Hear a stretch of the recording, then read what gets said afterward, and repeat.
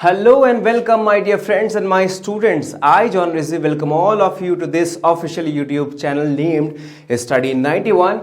तो अब आपके समझ में एक बात बिल्कुल नहीं आ रही होगी। हमेशा तो हम स्वागत करते थे शुद्ध हिंदी में, लेकिन आज आते ही आते अंग्रेजी क्यों बोलना चालू कर दिया?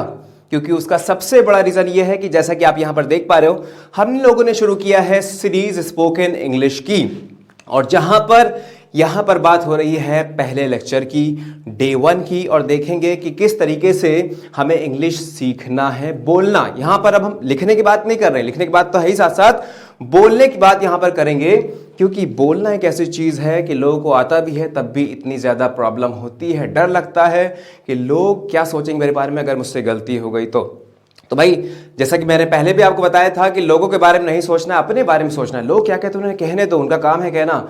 और हम लोग हमेशा यही सोचते हैं कि चार लोग क्या सोचेंगे, चार लोग क्या कहेंगे, अंत में चार लोग क्या कहते हैं, राम नाम सत्य है। और यही जीवन का सत्य है कि अंततोगत्वा आपको इस दुनिया से जाना है, हर किसी को। चलो भाई, यहाँ पर बात हो रही है English spoken, free English spoken या स्पोकन इंग्लिश क्लासेस की। अब आप सोच रहे हो कि सर इसको स्पोकन क्यों बोलते हैं, स्पोकन इंग्लिश का क्या मतलब है? ये इंग्लिश हो गया नाउन, और इसको क्वालिफाई कर रहा है स्पोकन, यानी कि बोली जाने वाली इंग्लिश या बोली जाने वाली लैंग्वेज की बात कर रहे हैं। और जब मैं कहूं spoken English, this is totally different from communication, क्योंकि कम्युनिकेशन में किसी भी लैंग्वेज का रोल हो सकता है, लेकिन जब भी हम बात करें स्पोकन इंग्लिश की तो वहां पर सिर्फ और सिर्फ रोल किसका होगा? सिर्फ इंग्लिश का रोल होगा, क्योंकि कम्युनिकेशन एंड इंग्लिश दोनों अलग अलग चीजें हैं। कम्युनिकेशन हिंदी में भी अच्छा हो सकता है, आपकी मदर टंग जिसमें भी आप बोलते हो, कंफर्टेबल हो, उसमें आपका कम्युनिकेशन अच्छा हो सकता है, खराब हो सकता है। लेकिन यहां पर अगर हम लैंग्वेज की बात करें तो इंग्लिश लैंग्वेज आज हम लोग सीखने जा रहे हैं और उसको बोलना सीखना है हम लोग को।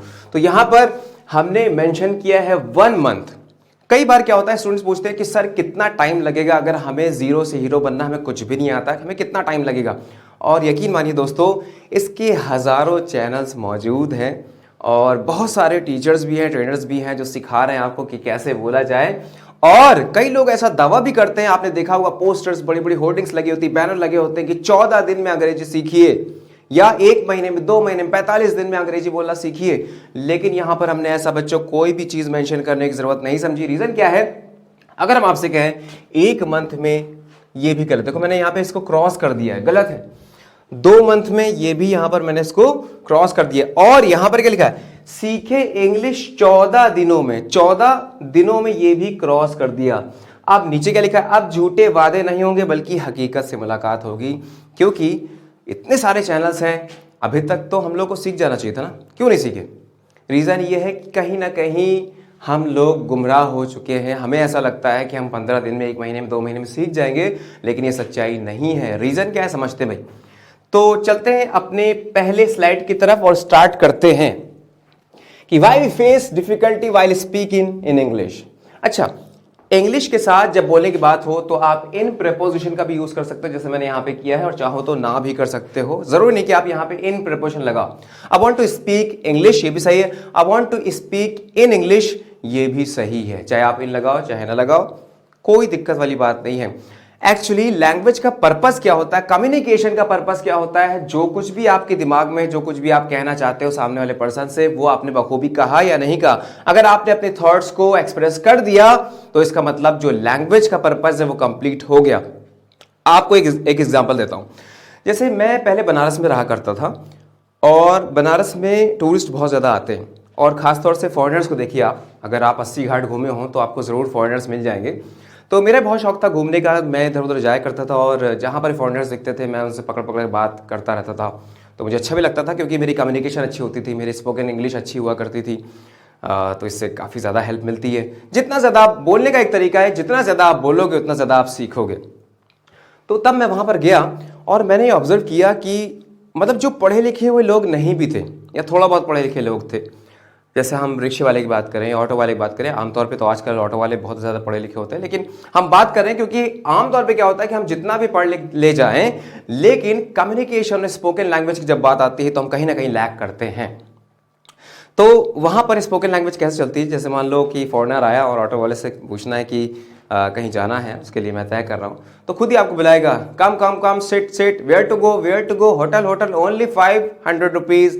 यानी कि वो भी इंग्लिश बोल रहा है, कम्युनिकेशन चल रहा है, और हमें क्या चाहिए, हम लोग डरते हैं इसलिए नहीं बोल पाते। अब देखो ऑटो वाले, रिक्शा वाले, वो डरते नहीं, वो कहते हैं ज़्यादा से ज़्यादा गलत होगा ना, गलत होने दो, इस वजह से वो बोल पाते हैं और अपनी बात तक स्टैंडर्ड इंग्लिश जो पढ़ के आए, जो बाहर के हैं, अमेरिकन हैं, ब्रिटिश हैं, पता नहीं कहाँ कहाँ से लोग आते हैं, उनसे भी इंग्लिश में कम्युनिकेशन बखूबी कर लेते हैं। और वो लोग कभी ये नहीं कहते कि हाँ इंडियंस की इंग्लिश जो है वो बहुत बेकार है, समझ जाते हैं, जो कुछ भी आप कहना चाहते हो वो समझ जाते हैं। इसका मतलब कम्युनिकेशन अगर आप स्टार्ट करना चाहो, बोलना चाहो, तो ऐसा कुछ भी नहीं है कि सामने वाले की कुछ भी ना समझ में आए, थोड़ा बहुत तो बोलोगे ना, यही आपको करना है।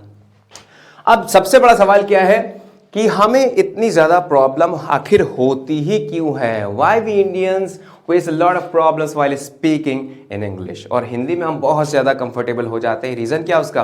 अरे भाई सीधी सी बात है, हम जन्मे हैं इंडिया में, और इंडिया में भी अगर देखा जाए, अगर हम इस बेल्ट की बात करें, यूपी बिहार, यहाँ अगर हम जन्मे हैं, तो सीधी सी बात है कि हम अलग अलग लैंग्वेज, हिंदी में थोड़ा थोड़ा चेंजेस होते हैं। जैसे हम बिहार की बात करें, उसमें हिंदी बोली जाएगी, थोड़े अलग ढंग से बोली जाएगी।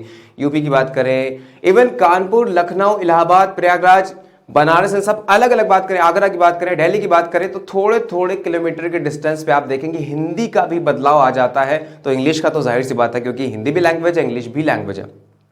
तो जिस लैंग्वेज के साथ हम लोगों ने अपने 16, 17, 20, जो जितनी साल का भी उम्र का है, 20 साल, 25 साल, 30 साल, जिस एक लैंग्वेज में हमने गुजारा है और बचपन से वही लैंग्वेज सुनते आ रहे हैं, और उसके बाद सडनली 30 साल आपने एक लैंग्वेज बोली, सडनली कोई कहता है कि इंग्लिश बोलना सीखो, और अब आपको लगता है कि हाँ 14 दिन में, 1 महीने, 2 महीने में, कहाँ आपके 30 साल और कहाँ आपके 2 महीने। अब ये बताइए किसमें आप अपना 100% दे पाएंगे, हिंदी में, इंग्लिश में? भाई जाहिर सी बात है, जिसमें हमने 20 साल लगाए हैं, 30 साल लगाए हैं, बचपन से सीख रहे हैं, बचपन से बोल रहे हैं, उसमें हम ज्यादा अच्छे होंगे, या अभी एक लैंग्वेज हमने सीखना चालू किया उसमें हम अच्छे होंगे? जाहिर सी बात है कि जो अभी तक हम लोग सीखते आए हैं, 30 साल, 20 साल जिसमें लगाए, उसमें हम लोग सबसे अच्छे होंगे। और चाहे वो जर्मन की बात करें, स्पेनिश की बात करें, इटालियन की बात करें, फ्रेंच की बात करें, कोई सी भी अगर आपको लैंग्वेज सीखनी है, तो यकीन मानिए 14 दिन, 1 महीना, 2 महीना, ये सब झूठे वादे हैं। क्योंकि मैं अगर अपनी स्टोरी की बात करूं, खुद की बात करूं, तो मैंने अपनी वीकनेस को अपनी स्ट्रेंथ बनाया। रीज़न क्या है कि ट्रू स्टोरी है, मेरे लाइफ पर आधारित है, ऐसा नहीं मैं बना के बोल रहा हूँ, ये सच्ची घटना है मेरे साथ जो हुआ।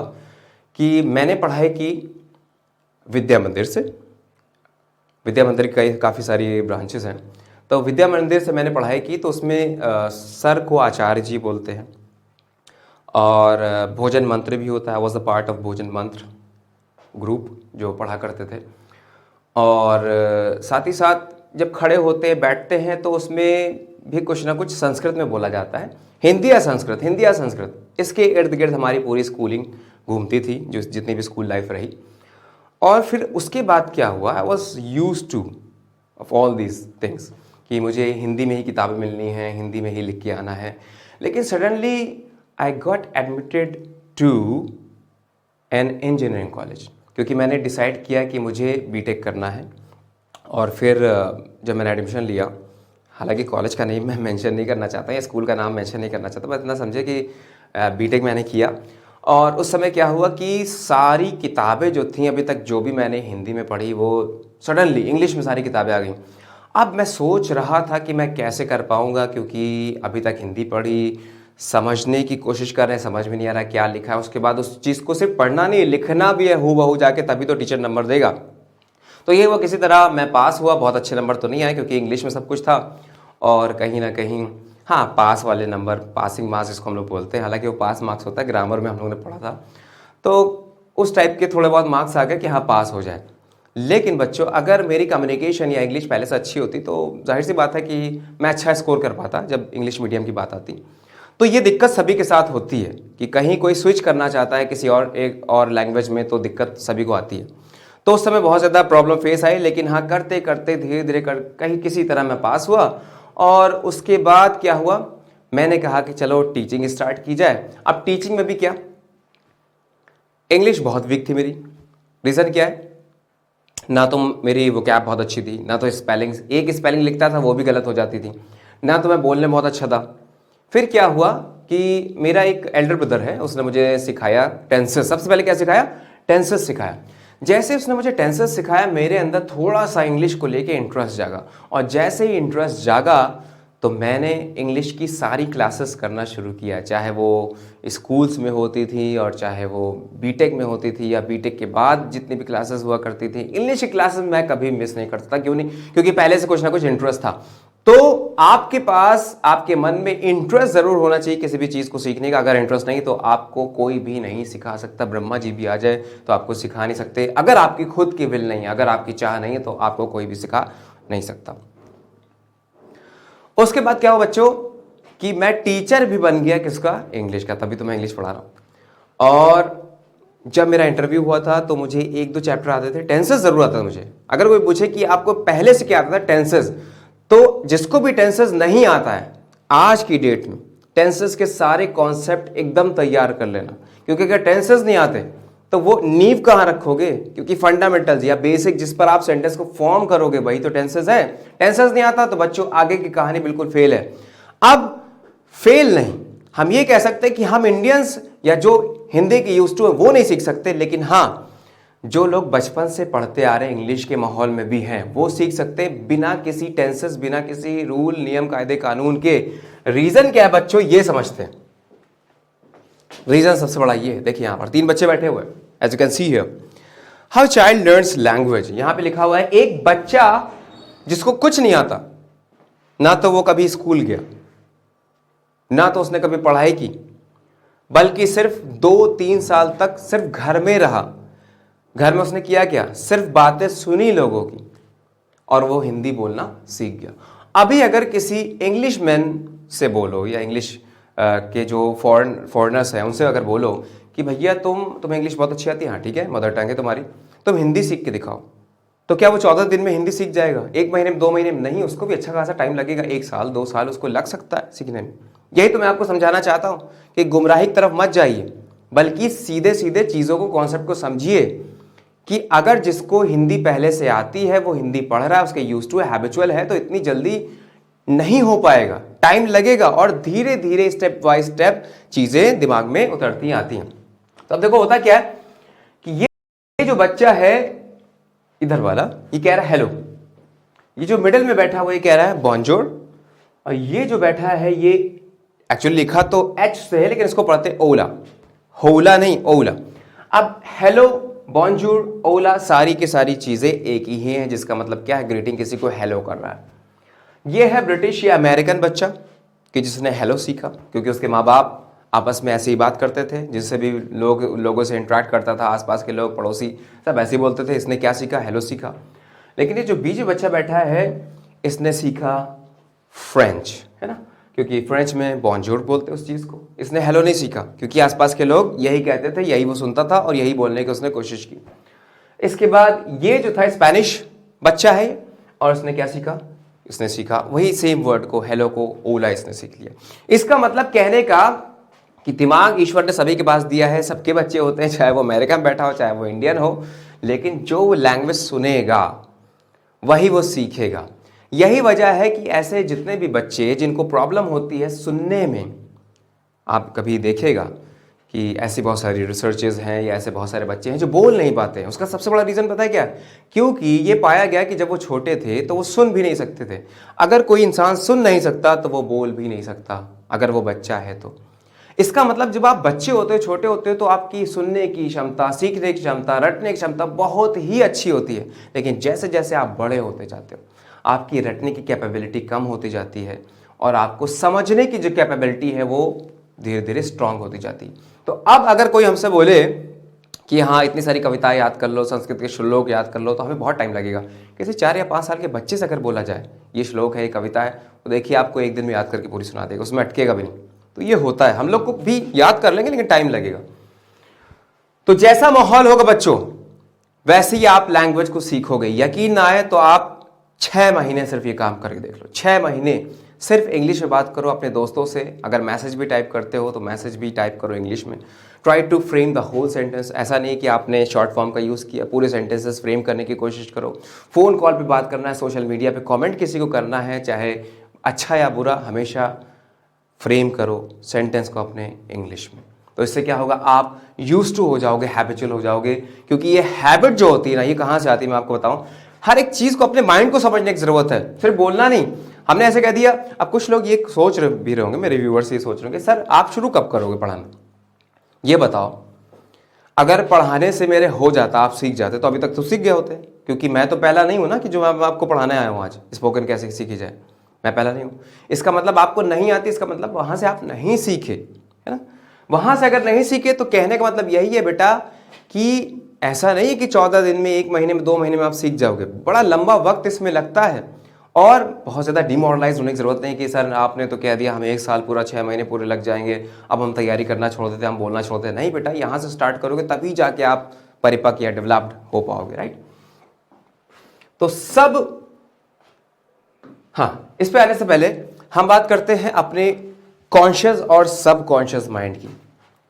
स्ट्रैटेजी बनाना दोस्तों बहुत ज़्यादा इंपॉर्टेंट होता है। कई लोग ये सोच सकते हैं कि सर अभी आपने सिखाया कुछ भी नहीं।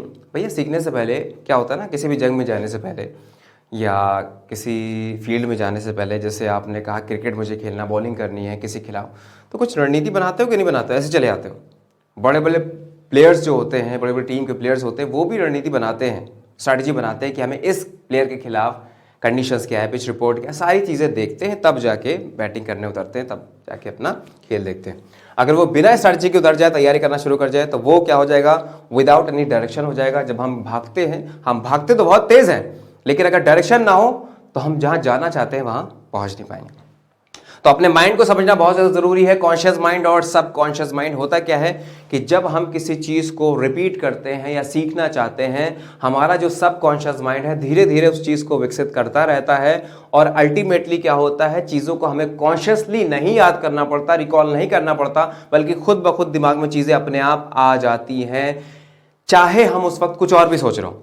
एग्जाम्पल, मैंने कहा मेरे घर चलो, बहुत ध्यान सुना व्यूअर्स, बहुत अच्छी बात बता रहा हूँ। मैंने कहा मेरे घर चलो, आपने कहा कि ठीक है मुझे तो घर नहीं पता है। मैंने कहा मेरे पीछे पीछे चलो, रास्ता याद कर लेना। एक दिन आप गए तो मेरे साथ साथ चले, आपने कहा यहाँ दाएं मुड़ना है, यहाँ राइट है, फिर लेफ्ट है, उसके बाद पहुँच गया। फिर मैंने कहा कि अब मेरे साथ एक बार आ गए हो, अब अपने से आओ। फिर आप निकले, फिर आपने मुझे कॉल किया कि भैया हम जैसे वहाँ से इधर तो आ गए हैं, लेकिन आगे हमें थोड़ा कन्फ्यूजन हो रहा है कि अब मुझे कहाँ जाना समझ में नहीं आ रहा। अच्छा ठीक है, वहाँ से बेटा यहाँ टर्न ले लो, यहाँ जहाँ पेड़ देख लो यहाँ से मुड़ जाना, ऐसे दुकान दिखेगी, ऐसा सब कुछ। फिर उसके बाद क्या हुआ, तीसरी बार आपने मतलब फ्रेंड को बुलाया उसी, फिर उसके बाद वो गया फ्रेंड, हाँ भी थोड़ी बहुत दिक्कत फिर से आई, फिर पहुँच गया। अब वो पहुँच भी जा रहा है, लेकिन उसको सोचना पड़ रहा है कैसे। हाँ, उस दिन गए थे तो यहाँ पर एक शॉप पड़ी थी, हाँ शॉप पड़ी थी, शॉप के सामने जो कट गया है उसमें मुड़ना है, उसके बाद देखेंगे यहाँ पे मैनहोल आएगा, यहाँ पे खंबा खड़ा है, इसके बाद मुझे यहाँ से टर्न लेना है। सब कुछ सोचते सोचते जाओगे वहाँ तक, यानी दिमाग में रहेगा तभी पहुँच पाओगे। लेकिन दोस्तों एक दिन ऐसा आएगा, एक वक्त ऐसा आएगा जब आप दिमाग में तो ये सोच रहे होगे कि अरे भाई बहुत इंपॉर्टेंट काम करना है, अभी मम्मी की दवाई भी लानी है, जाके घर जाना है, और कल के लिए पढ़ाई भी करनी है, और मुझे जॉब भी करनी है, जॉब का टेंशन होगा, सब कुछ होगा। लेकिन आप सिंपली चलते चले जाओगे, चलते चले जाओगे, दिमाग कुछ और सोच रहा होगा, आप चलते चले जाओगे और वही डेस्टिनेशन पर पहुँच जाओगे जहाँ पर आपको जाना था, विदाउट थिंकिंग, बिना सोचे समझे। इसका मतलब ये हुआ कि वो सारी चीज़ें आपके सबकॉन्शियस माइंड में उतर चुकी हैं। और यकीन मानिए जब कोई चीज़ आपके सबकॉन्शियस माइंड में उतर जाती है तो आपको उसको सोचने की ज़रूरत नहीं पड़ती है, खुद ब खुद चीज़ें आपके मुंह से निकलने लगती हैं। क्लियर। हमारी जितनी भी एक्टिविटीज़ हैं जो सोते में होती है, जब हम सोते में हमारा दिल भी धड़क रहा है, या अगर हम कहें कि ऐसी चीज़ें जो हमारा जिस पे कंट्रोल नहीं है, दिल का धड़कना, या जो हमारी नर्व्स हैं, या ब्लड इधर से उधर जाना, या सेल्फ फॉर्मेशन होना, ये हमारे कंट्रोल में नहीं है। ये कौन करता है, सबकॉन्शियस माइंड करता है, क्योंकि उसका काम है और हमें सिखाने की जरूरत नहीं पड़ती, हमें सोचने की जरूरत नहीं पड़ती कि हाँ अब इम्यून सिस्टम मेरे एक्टिव हो जाओ, अब इस कीटाणु जीवाणु को मार डालो। नहीं, हम नहीं कहते, बल्कि हमारा सबकॉन्शियस माइंड खुद ब खुद सारी चीज़ों को करता है। तो यही आपको करना है कि अगर जिस भी चीज़ को आपको सीखना है, आपको क्या करना पड़ेगा, उसका माहौल बनाना पड़ेगा, उसको रिपीट करना पड़ेगा, उसको सीखने की चाह रखनी पड़ेगी, और ये सब करके आप चीज़ों को सबकॉन्शियस माइंड में रख सकते हो। तब कह सकते हो कि हाँ अब हमारी इंग्लिश सही हो गई। एक और एग्जांपल ले सकते हैं कि जैसे अगर हम कार चलाने सीखने की बात करें, तो जब शुरुआत में कार हम लोग सीखते हैं तो हमें पता होता है कि हम सीखते हैं तो ये क्लच हो गया, ये ब्रेक हो गया, ये एक्सेलरेटर हो गया, पहले ऐसे करना है, फिर इस शीशे में भी देखना है, बैक देखना है, साइड में भी देखना है, साइड बचानी, बहुत सारी दिमाग, ऐसा लगता है दिमाग सारा बट गया है ना। तो लोग सोचते हैं कि यार इतने दिमाग मेरे पास नहीं है कि सामने भी देखे, बगल भी देखे, पीछे भी देखे, कोई आ तो नहीं रहा है, उसके बाद हम एक्सेलरेटर में दबाएं, उसके बाद ब्रेक भी लगानी है। लेकिन जैसे आप सीखना शुरू करते हो और 1-2 महीने, 3 महीने, 4 महीने, 6 महीने हो जाते चलाते चलाते, फिर क्या होता है, आपका फ्रेंड आपके बगल में बैठा है, आप उससे बातचीत कर रहे हो और गाड़ी अपने हिसाब से आप चलती चली जा रही है, आप ही रहे हो, लेकिन कॉन्शियसली नहीं चला रहे, आपका सब कॉन्शियस माइंड चला रहा है। क्लियर? तो क्या होता है, इंग्लिश बोलने में हमें पहले 2 स्टेप की जरूरत पड़ती है कि पहले हम अपने दिमाग में सेंटेंस को सोचते हैं और उसके बाद उसको ट्रांसलेट करते हैं। जबकि जब ये सारी चीजें आपके सबकॉन्शियस माइंड में आ जाएंगी तो आप सोचना शुरू कर दोगे इंग्लिश में, तो आपको ज्यादा टाइम नहीं लगेगा। हाँ, अब हम यहां पर बात करेंगे लेवल्स ऑफ पीपल। कितने तरीके के लोग होते हैं, किस टाइप के लोग होते हैं, अगर हम यहां पर बात करें when it comes to spoken English. तो जैसे कि आप यहां पर देख पा रहे हो, पहला क्या लिखा है, who can neither understand nor speak. क्या मतलब हुआ इसका बच्चों? जो कि ना तो समझ सकते हैं और ना ही बोल सकते। देखो, ना तो समझ सकते हैं, इंग्लिश में कोई मूवी आ रही है, खैर मूवी की बात छोड़ दो, वो तो अलग अलग एक्सेंट में होते हैं इसलिए हम लोग नहीं समझ पाते। अगर से हम और आप, कोई टीचर इंग्लिश बोल रहा है और स्टूडेंट बैठा हुआ है, उसके समझ में नहीं आ रहा है, बोलने के बाद तो दूर की बात है, छोड़ दो, उसके समझ में नहीं आ रहा है कि टीचर क्या कहना चाहता है, नहीं समझ पा रहा है। एक कैटेगरी ये होगी। दूसरी कौन सी है?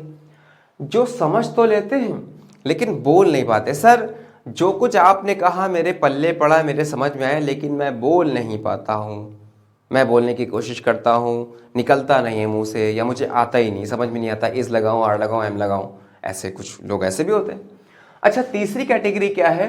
हु कैन अंडरस्टैंड, वो समझ सकते हैं और बोल भी सकते हैं, एंड स्पीक, बोल भी सकते हैं, लेकिन but do not speak because of fear और बीइंग रॉन्ग। वो इस वजह से नहीं बोलते क्योंकि उनको डर लगता है, और खास तौर पे डर ये वाला लगता है कि कहीं गलत ना बोल दें। अगर गलत बोल दिया तो लोग हंसेंगे। भाई, मैंने आपसे पहले भी कहा, लोग आप पर हंसते हैं तो आप बहुत ज़्यादा परेशान मत हुआ करो, क्योंकि ये सीढ़ी है सफलता की तरफ। बात उन्हीं की होती है जिनमें कोई बात होती है। अगर लोग आपकी आलोचना करना शुरू कर दें, आप पर हंसना शुरू कर दें, आपकी खिल्ली, आपका मजाक बनाना शुरू कर दें, तो यही वो टाइम है जब आप समझ जाओ कि अब आप ग्रो करना चालू कर रहे हो। नहीं तो भाई, जिसको कुछ नहीं आता समाज में, उसके बारे में लोग सोचते नहीं, अरे यार इससे क्या उम्मीद रखी, इसके बारे में क्या बोले, ये तो कुछ करता ही नहीं है। ठीक, अब अगली कैटेगरी क्या है? Who can speak but fumble a lot. जो लोग बोल तो लेते हैं लेकिन बहुत ज्यादा लड़खड़ाते हैं, स्टम्बल करते हैं, फंबल करते हैं बोलते वक्त, यानी कि इस टाइप के हमिंग साउंड निकालते हैं एक्चुअली, ये सब है ना। तो बहुत सारे लोग ऐसे भी बोलते हैं। हु स्पीक रॉन्ग, अगली कैटेगरी क्या है कि भैया बोलने का तो बहुत शौक है। जैसे कई बच्चों को बोलने का बहुत शौक होता है, किसी से सुन लिया कि हाँ, चाहे गलत बोलो चाहे सही बोलो, बोलना है, तो वो कुछ भी जो मन में समझ में आ रहा है बोलना चालू कर देते हैं। लेकिन कभी कभी क्या होता है कि वो बहुत ही ऑकवर्ड साउंड करता है, सुनने में अच्छा नहीं लगता, क्योंकि थोड़ी बहुत गलती अगर आप करते हो स्पोकन में तो चलता है, कोई दिक्कत नहीं। लेकिन अगर आप ब्लंडर करते हो, ब्लंडर कैसे होते हैं? ब्लंडर ऐसे होते हैं कि अगर आप फ्यूचर की बात करना चाहते हो तो आप पास्ट की बात बता रहे हो। अगर आपको इस का यूज करना है तो वहीं पर आप लगा दो, वॉज लगा दो या आर लगा दो। ये थोड़े से ब्लंडर माने जाते हैं। थोड़ी बहुत गलतियां ठीक है कि आपने सिंगुलर सब्जेक्ट के साथ वर्ब में ऐसे नहीं लगाया, तो कोई दिक्कत नहीं है, we are not habitual of, तो हमसे गलतियां हो जाती, कोई दिक्कत वाली बात नहीं। तो एक कैटेगरी में आपको बता रहा हूं कि जो लोग बोलते तो हैं, मतलब उनके अंदर इतना हुनर होता है, या कह सकते हैं कि ब्रेव इनफ होते हैं, है ना, कि जो एटलीस्ट ट्राई करते हैं लेकिन गलत बोलते हैं, कोई दिक्कत वाली बात नहीं। ये कैटेगरी बाकी सारी कैटेगरीज अच्छी है। और लास्ट में कैटेगरी क्या है? देखो, ये कैटेगरी भी अच्छी है। Who can speak but fumble a lot because they can speak, at try, कम से कम वो ट्राई करते हैं, ये बात अच्छी है। तो ये कैटेगरी अच्छी है। आपको इसी सब में रहना है, ये रहना आपको, या आप ये हो सकते हो कि आप बोलो तो लेकिन गलत बोलो। ये शुरुआती दौर में आपके साथ हो सकता है, कोई दिक्कत वाली बात नहीं। और आपको पहुंचना कहाँ है? ये चाहे जो भी कैटेगरी आपकी हो, अल्टीमेटली आपको यहाँ पर बोलना है, यहाँ पर पहुंचना है। Who speak correct and fluently, जो कि सही भी बोलते हैं और अच्छा भी बोलते हैं, बिना बहुत ज़्यादा रुके, बिना हमिंग साउंड क्रिएट किए और बिना फंबलिंग किए हुए जो बोलते हैं। यहाँ तक आपको, यहाँ से लेकर यहाँ तक पहुंचना है। तो आप डिसाइड कर सकते हो कि आपकी कैटेगरी कौन सी है। अब जिसको कुछ भी नहीं आता, देखो नाइदर अंडरस्टैंड नॉर स्पीक, हम शुरुआत यहीं से करेंगे बच्चों। हम शुरुआत किसी और कैटेगरी से नहीं करेंगे, हम शुरुआत यहां से करेंगे कि जिसको समझ में भी नहीं आता, जिसको बोलना भी नहीं आता, वहीं से हम लोग शुरुआत करेंगे। क्लियर? अब सवाल इस बात का कि sir we are Indians, mother tongue is Hindi, so why should we go towards English. कई बच्चों के दिमाग में आएगा कि सर हिंदी हमारी मदर टंग है, मदर लैंग्वेज है, हमें गर्व होना चाहिए हिंदी बोलने पर। जी हाँ, बिल्कुल है, मुझे भी है गर्व, और सबको होना चाहिए, बीइंग एन इंडियन सबको होना चाहिए गर्व। लेकिन हमें देखना भी पड़ेगा कि कंडीशन आजकल के जमाने में क्या चल रही है। कंडीशन ये है कि इंग्लिश को घोषित कर दिया गया है इंटरनेशनल, आज नहीं बहुत पहले से, इंटरनेशनल लैंग्वेज।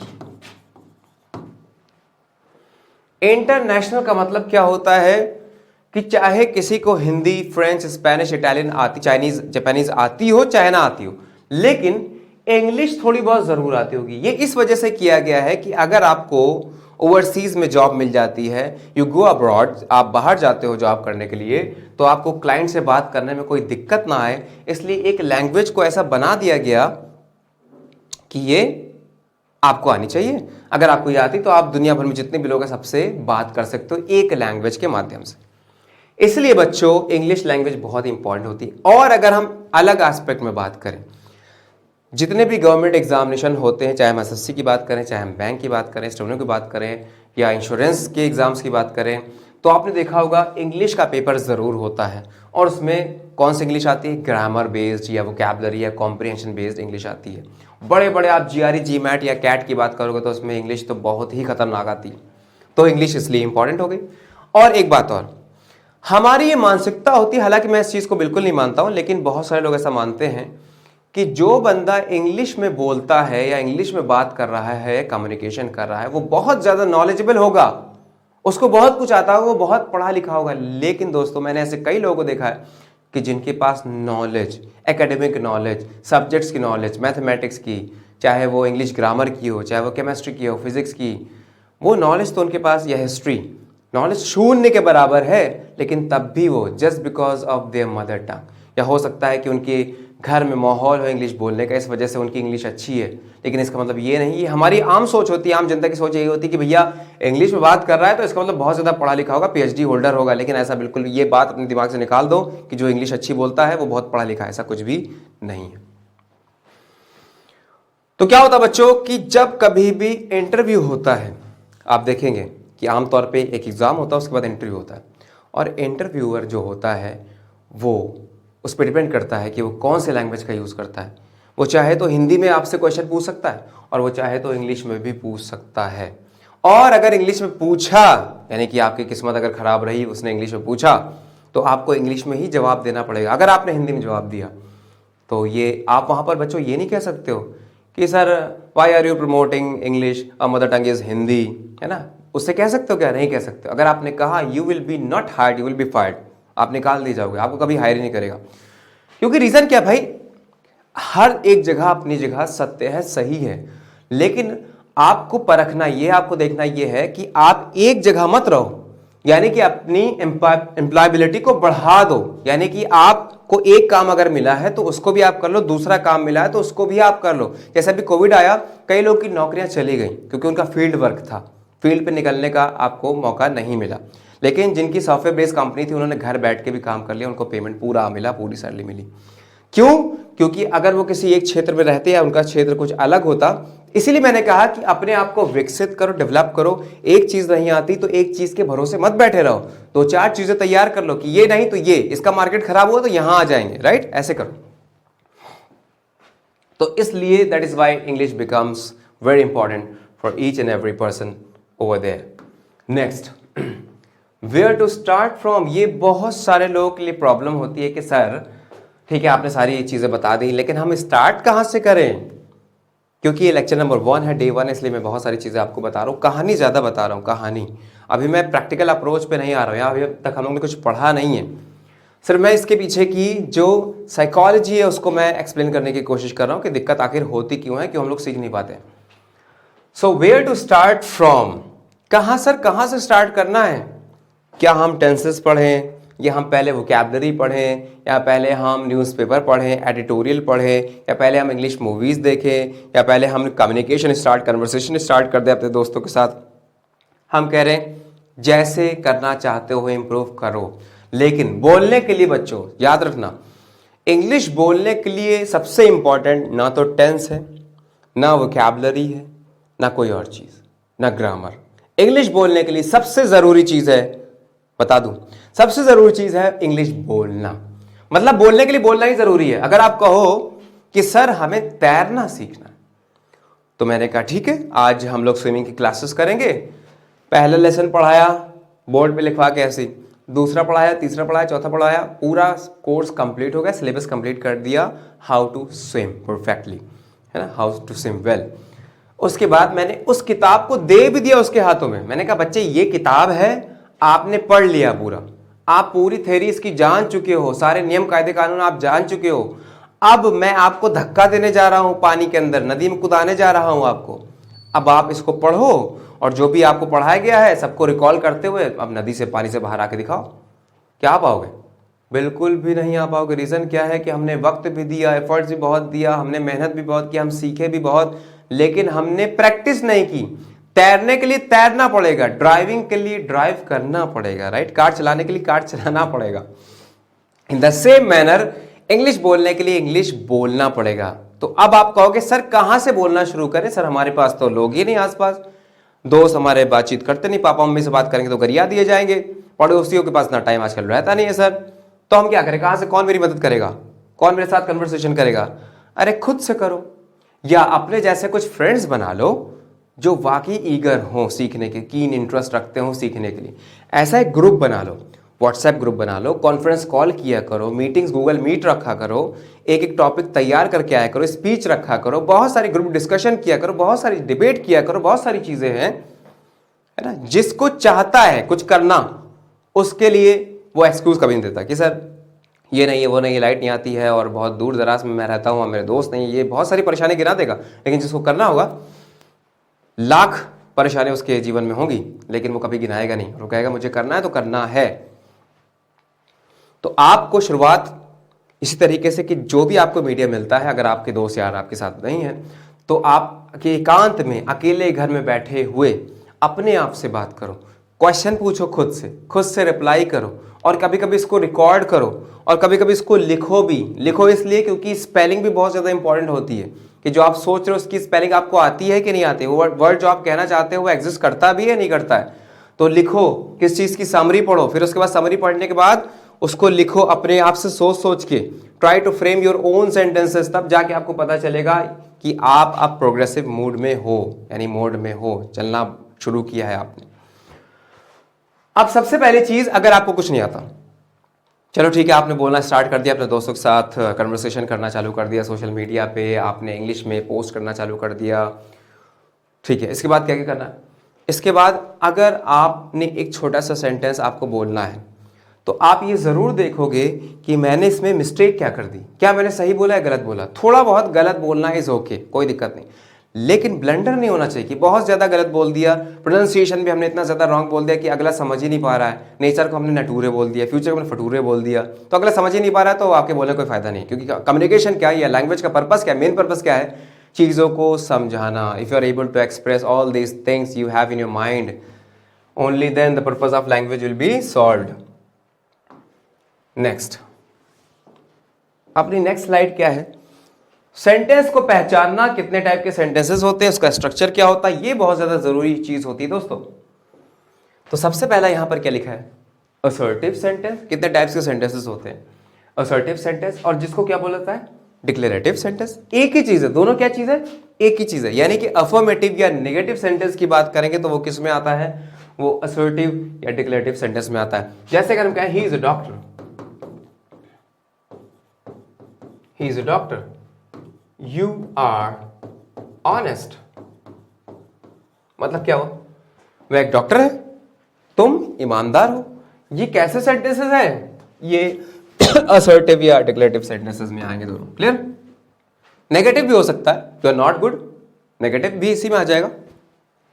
अब बच्चों इंट्रोगेटिव सेंटेंस क्या होता है, या इसमें कोई वर्ब भी इंक्लूड हो सकती है, जैसे मैंने कहा कि I play cricket, I play cricket, ये भी किस में आएगा बच्चों, मैं क्रिकेट खेलता हूं, और असर्टिव या डिक्लेरेटिव सेंटेंस में आएगा। दूसरा क्या है बच्चों, इंट्रोगेटिव सेंटेंस। इंट्रोगेटिव में सभी लोगों को पता है इंट्रोगेटिव सेंटेंस क्या होता है, प्रश्नवाचक, यानी कि अगर हम किसी से कोई बात पूछ रहे हैं, क्वेश्चन मार्क क्लास में लगता है, और वो किस में आता है, इंट्रोगेटिव सेंटेंस में आता है। जैसे कि यहां पर लिख दे बच्चों, ये रफ कर देते हैं, जैसे डिड यू रन, क्या मतलब हुआ, डिड यू रन, क्या तुम दौड़े, पास्ट इंडेफिनिट का टेंस है यहां पर, डिड यू रन। कैसा है, इंट्रोगेटिव सेंटेंस है क्योंकि पूछ रहा है। Next, what do you study, क्या मतलब हुआ, तुम क्या पढ़ते हो, व्हाट डू यू स्टडी, तुम क्या पढ़ते हो, इंट्रोगेटिव सेंटेंस है। क्योंकि इंट्रोगेटिव सेंटेंस बच्चों दो टाइप के होते हैं, एक होता है जो कि हेल्पिंग वर्ब से शुरू होता है, दूसरा कौन सा होता है, WS से शुरू होने वाले वर्ड्स। हम सारे सेंटेंस की एक्सरसाइज भी, प्रैक्टिस भी कराएंगे, ताकि आपको चीजें धीरे धीरे करके दिमाग में बैठता जाए, सबकॉन्शियस माइंड इसका हैबिचुअल होता जाए। उसके बाद अगला क्या है, कुछ लोग इसको क्या बोलेंगे, इंपेरेटिव सेंटेंस, और कुछ लोग बोलेंगे इंपेरेटिव सेंटेंस, दोनों ही सही है, बस एक्सेंट का थोड़ा सा अलग अलग है। इंपेरेटिव या इंपेरेटिव सेंटेंस, चाहे आप जो भी बोलो। इसका मतलब क्या होता है दोस्तों, जब हम किसी को ऑर्डर करते हैं, रिक्वेस्ट करते हैं, या कोई चीज़ सजेस्ट करते हैं, प्रपोज करते हैं, एडवाइस करते हैं, तो कौन सा सेंस आता है, इंपेरेटिव सेंटेंस का सेंस आता है। जैसे कह दिया जाए, प्लीज, किसी से हमने रिक्वेस्ट किया, प्लीज सिट हियर, देखें, please sit here, kindly go there, come here, bring a glass of water for me, take your medicine on time. ये क्या है, एडवाइस है। या कोई सजेशन भी हो सकता है कि let us play, let us go to movie, ऐसे भी हो सकता है। ये सारे के सारे किस में आएंगे, ये इंपेरेटिव सेंटेंस में आ जाएंगे। उसके बाद अगला क्या है, विस्मय बोधक, जिसको बोधक बोलते हैं, जिसको एक्सक्लामेटरी। एक्सक्लामेटरी का मतलब क्या होता है, एक्सक्लामेटरी मार्क क्या होता है, ये होता है बच्चों ऐसे, यानी कि जब कोई अचानक से शॉकिंग न्यूज़ मिल जाए, या शॉक्ड हो जाए, दुखी हो जाए, जिस पर हम बिलीव नहीं कर पा रहे हैं, उस चीज़ को बताने के लिए, और उसको हम लोग कभी कभी इंटरजेक्शन भी बोलते हैं, जो कि पार्ट ऑफ स्पीच में आता है, उस चीज़ को बताने के लिए हम लोग लास्ट में क्या लगाते हैं, एक्सक्लामेटरी मार्क लगाते हैं। उसको क्या बोला जाता है, एक्सक्लामेटरी सेंटेंस बोला जाता है। जैसे ब्रावो हो गया, या माई हेवन हो गया, ओ माई गॉड हो गया, एलास हो गया, तो या हुर्रे हो गया, ये सारे के सारे आ जाते हैं एक्सक्लामेटरी सेंटेंसेस में। और ऑप्टेटिव सेंटेंस का क्या मतलब होता है, ऑप्टेटिव सेंटेंस वो जिसमें हम लोग या तो किसी को प्रे करते हैं, या विश करते हैं, या कर्ज करते हैं। कर्ज का मतलब क्या है, श्राप देना, किसी के बारे में बुरा भला कहना, या किसी के बारे में प्रे करना, किसी को विश करना। गुड मॉर्निंग, गुड मॉर्निंग किस में आ जाएगा, ऑप्टेटिव सेंटेंस में आ जाएगा। मे यू लिव लॉन्ग, यानी कि ईश्वर करे कि तुम लंबा जियो, मे यू लिव लॉन्ग, तो मे से भी स्टार्ट होता है कई बार सेंटेंस। या I wish you go there, तो ये भी किस में आ जाएगा। तो ये जितने भी टाइप के हमने सेंटेंस यहाँ पर बोले हैं, तो ये किस में आ जाएंगे, प्रे में, विश में, या कर्ज में, और जो कि होंगे ऑप्टेटिव सेंटेंस में। ये इतने टाइप के सेंटेंसेस पाए जाते हैं हर एक लैंग्वेज में। क्लियर, इसके बारे में हम लोग विस्तार से ही पढ़ेंगे। यहां पर एक थोड़ा सा रफ आइडिया आपको दे रहा हूं ताकि आपको समझ में आ जाए। जैसे कि मैंने पहले कहा, if you want to start from scratch, scratch का मतलब क्या हुआ, you want to start from very basic, और you want to study the fundamentals of English, तो आपको जरूरी ये है कि आपको टेंसेस जरूर आना चाहिए।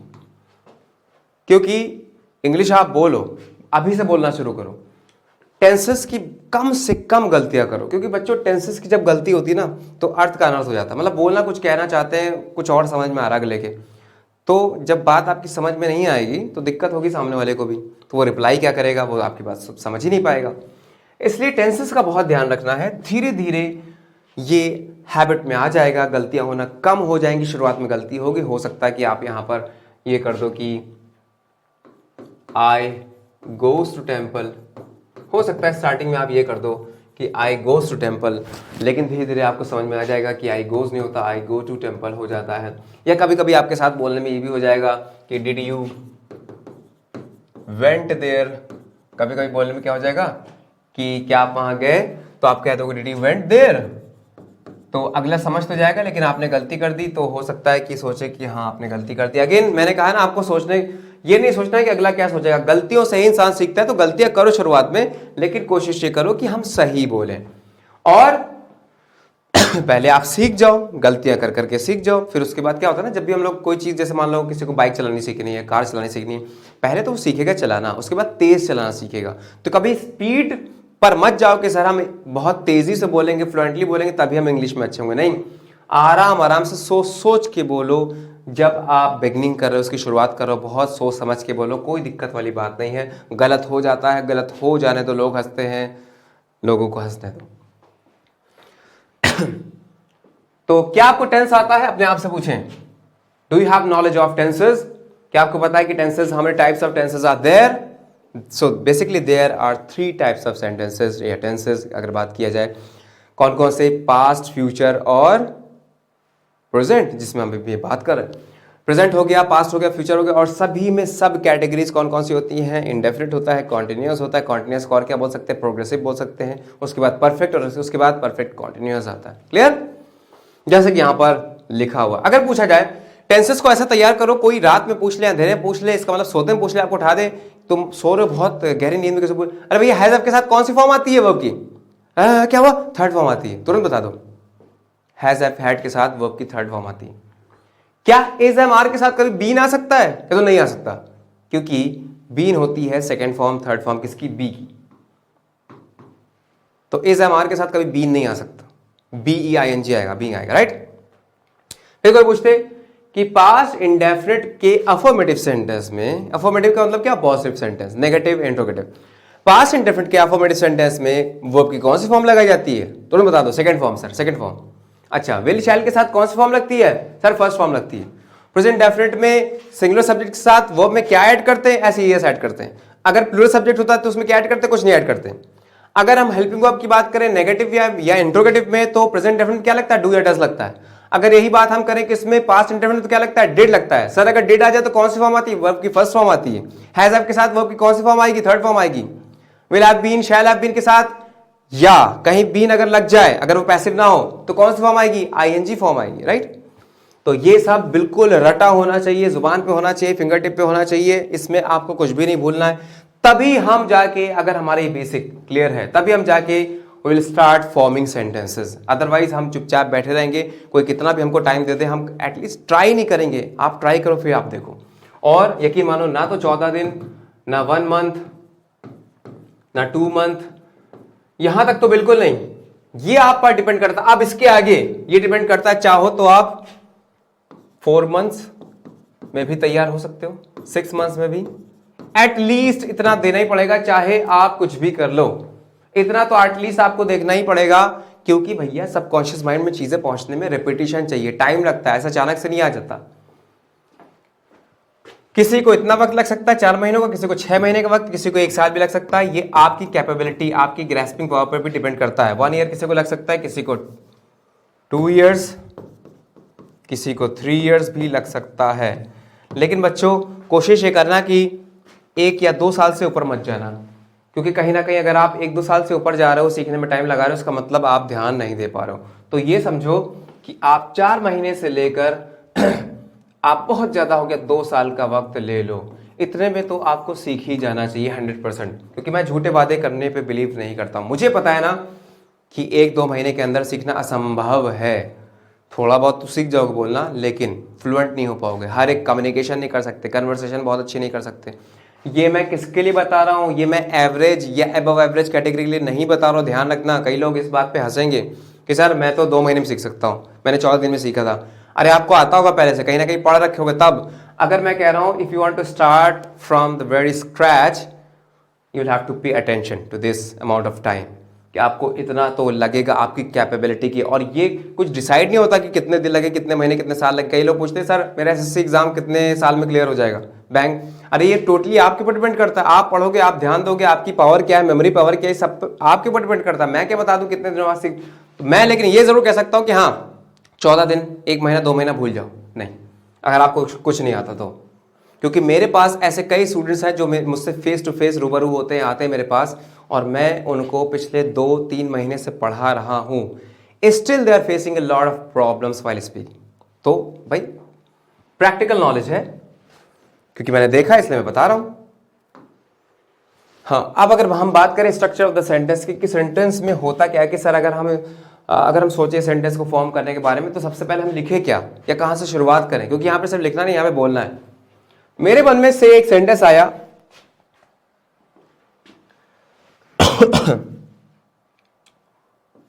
कि मेरे प्रधानाचार्य जी प्रतिदिन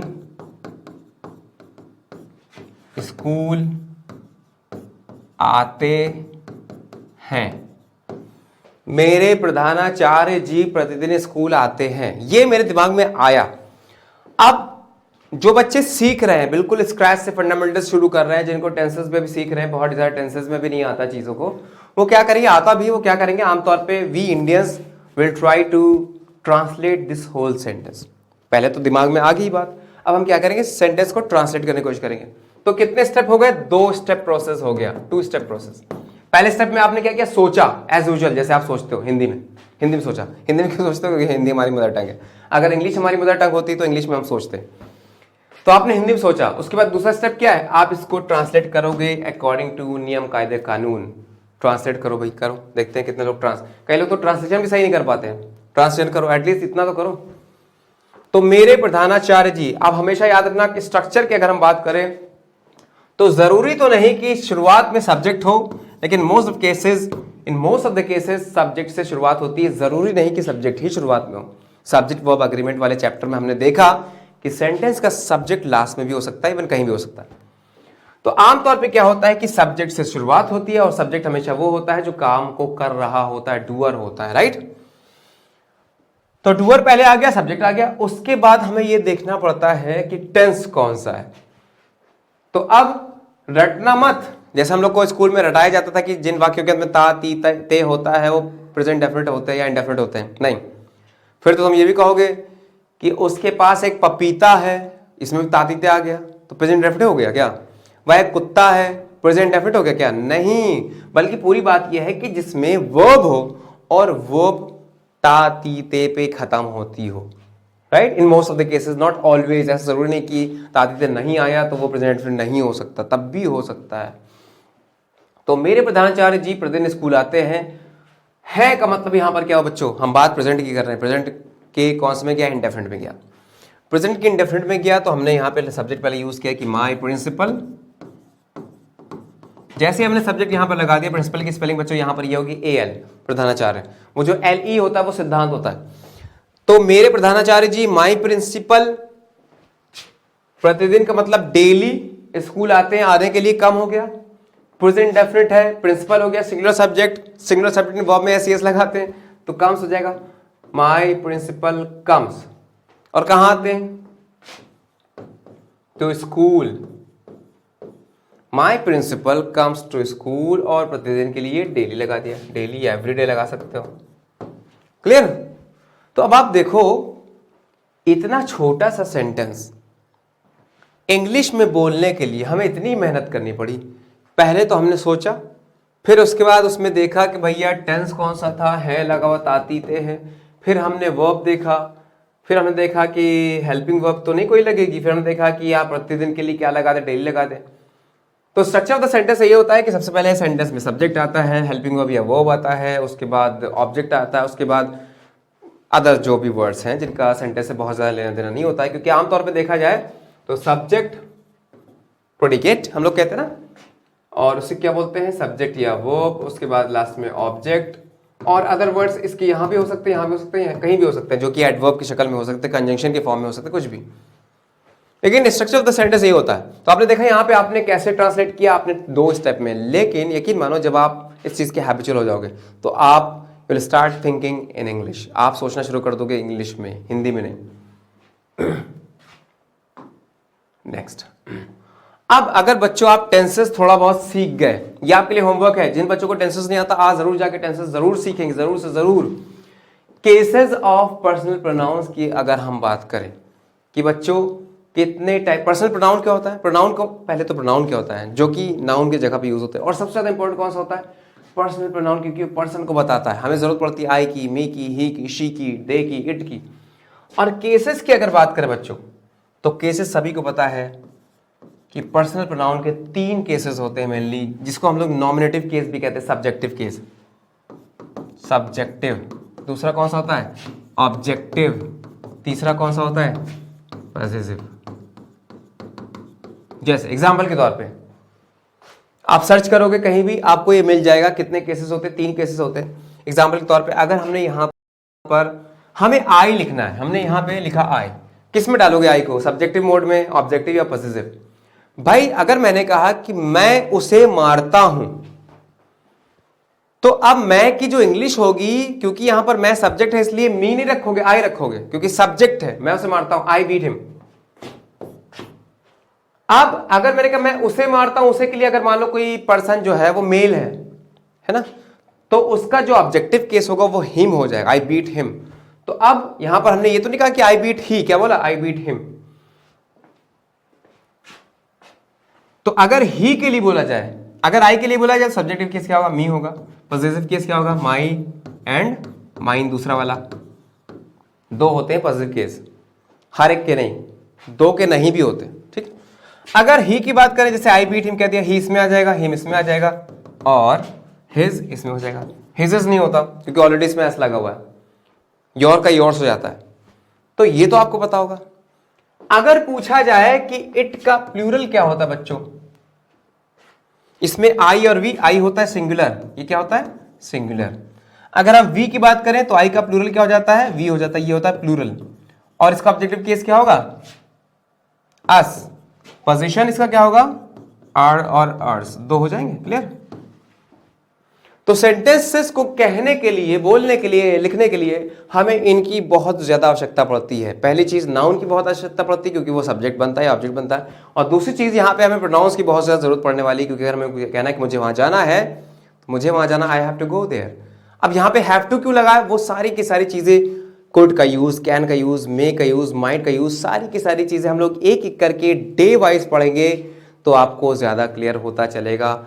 यकीन मानिए, धीरे धीरे मेरे साथ बने रहिए, जितने भी लेक्चर्स हैं इसके, day 1, day 2 and so on, धीरे धीरे आप देखेंगे, अपने अंदर चेंजेस नोटिस करेंगे। लेकिन हाँ, आपकी दिक्कत क्या है कि आप किसी एक चैनल को फॉलो नहीं करते हो। एक चैनल को किसी को फॉलो, मैं हो गया, एज ए टीचर है, कोई भी हो गया, अगर आप वाकई सीख, मैं ही नहीं कह रहा हूँ कि मुझसे सीखो, कहीं से भी आप सीखना चाहते हो तो पकड़ के रखो। कहने का मतलब छोड़ना नहीं है। डे 1, डे 2, डे 3, और साथ ही साथ सिर्फ टीचर नहीं सिखाएगा, ये जिम्मेदारी सिखाने की सिर्फ टीचर की नहीं है। टीचर गाइड कर सकता है, आपको बता सकता है ऐसे ऐसे करना है काम, लेकिन करना अल्टीमेटली आपको ही पड़ेगा साथियों। तो देखते हैं अगला हमारे पास क्या है। हाँ, कुछ सेंटेंसेस हमारे पास है जिसके हम लोग प्रैक्टिस आज कर सकते हैं। चलो, जो सेंटेंसेस हमारे बचेंगे वो हम कंप्लीट करेंगे नेक्स्ट सन पे। चले भाई, पहला सेंटेंस क्या लिखा? मैं नहीं गया। इसको इंग्लिश में बोल रहा हूं, कैसे बोलेंगे? मैं नहीं गया। तो मैं ये नहीं कह रहा हूं कि आप ट्रांसलेट मत करो, बिल्कुल करो, लेकिन क्योंकि शुरुआत में आपको 2 स्टेप लगेगा ही लगेगा, लेकिन जैसे ही आप इसके यूज टू हो जाओगे ना, तो आपको ये 2 स्टेप से किस में आ जाएगा? 1 स्टेप में। वही मैं चाहता हूं कि आप सोचो भी चीजों को इंग्लिश में। तो अगर आपको कहना मैं नहीं गया, तो कैसे कहोगे? मैं यहां पे ट्रांसलेशन नहीं सिखा रहा हूं, मैं नहीं गया, सभी लोग एक साथ, आई डिड नॉट गो। मैं नहीं गया, पास्ट इंडेफिनिट था, नहीं के लिए डिड लगा दिया, नॉट लगा दिया उसके बाद, और गो फर्स्ट फॉर्म लगा, डिड के साथ वेंट नहीं आता। मैं नहीं गया, आई डिड नॉट गो, या I didn't go, short form में आई डिडंट गो भी कह सकते हो। तुम कहां जाते हो? वेयर, तुरंत आना चाहिए, सोचना नहीं बिल्कुल कि कौन सा टेंस है। तुम कहां जाते हो? Where do you go. Where के लिए, कहां के लिए वेयर लगा दिया, उसके बाद प्रेजेंट डेफिनेट था, डू लगा दिया, यू के साथ डस तो लगता नहीं, और first form where do you go, क्योंकि इंट्रोगेटिव वर्ड जो WH वाला होता है ना, उसके तुरंत बाद हेल्पिंग वर्ब आती है। हालांकि अगर आप स्पोकन में देखो, अमेरिकन एक्सेंट देखो, ब्रिटिश एक्सेंट, या मूवीज में देखो, वैसे बोल देते हैं कि where you go, where you go. तो अगर आपको नहीं आता डूडस, तो ये भी कह सकते हो वेयर यू गो, लेकिन ये गलत माना जाएगा। अगर आपको सही इंग्लिश बोलनी है तो आपको ये फॉलो जरूर करना पड़ेगा, वेयर डू यू गो। हम किस तरह आएंगे, किस तरह का मतलब कैसे, हम कैसे आएंगे? हाउ आएंगे, विल, हाउ विल वी, हम लिखा है ना, हम का मतलब एक से ज्यादा है यहाँ पर, how will we come. Right, हम कैसे या किस तरह आएंगे, ये आपका होमवर्क। चलो एक सेंटेंस में और करके दिखाता हूं। मैं कब तक तुम्हारा साथ दूंगा, कब तक के लिए हाउ लॉन्ग दूंगा का मतलब फ्यूचर, हाउ लॉन्ग शैल भी लगा सकते हो, विल लगा सकते हो। विल आई सपोर्ट यू, साथ देने मतलब क्या, support you. How long will I support और शैल आई सपोर्ट यू, मैं कब तक तुम्हारा साथ दूंगा। अगला, रोहित की बहन कहां जा रही है, where is Rohit's sister going, right. या शॉर्ट फॉर्म में आप ये भी कह सकते हो, लेकिन वो गलत माना जाएगा, वेयर रोहित सिस्टर गोइंग। और इवन गोइंग की जगह गोइंग भी लोग करते हैं, गोइंग एक्सेंट में, अलग अलग एक्सेंट में। So where is Rohit sister going, is यहां पर लगा चुके हो ना, इज गोइंग लगाने की जरूरत नहीं। वो किस शहर से आया था। आगे के सेंटेंस बच्चों आपको करने हैं, take the screenshot of this और जरूर मुझे कमेंट बॉक्स में लिखकर बताना जितने भी सेंटेंसेस हैं। पहले सेंटेंस लिखना, उसके बाद इसका ट्रांसलेशन लिखना। मैं चेक करूंगा दोस्तों, एक एक कमेंट चेक करूंगा मैं आपका कि आपने सही किया या गलत किया। ये 3 सेंटेंस आप होमवर्क में ले लो, राइट। तो बच्चों आज के लिए डे 1 इतना काफी है। मिलेंगे अगले लेक्चर में, कुछ और भी चर्चा करेंगे हम लोग, जो कि आपके फायदे की चीज बताई जाएगी। और तब तक के लिए आप प्रैक्टिस जरूर करते रहो, प्रैक्टिस बिल्कुल ही मत छोड़ो। मिलेंगे अगले लेक्चर में, तब तक के लिए tata bye bye, take care.